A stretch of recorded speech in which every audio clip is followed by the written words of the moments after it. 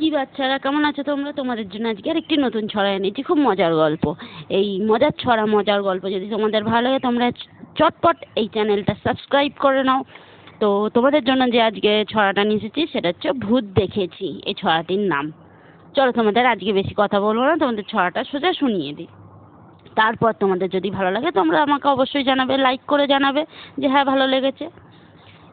চলো শুরু করা যাক। ভূত দেখেছি।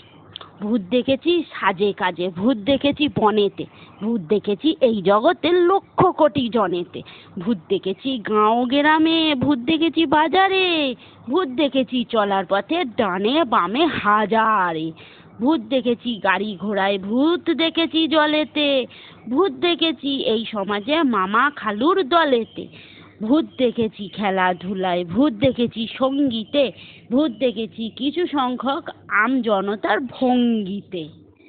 তো আমরা ভূতের ছড়াটা যে শুনলাম পড়লাম, এইটা অনেক রকমভাবে ভূতটাকে আমরা দেখেছি।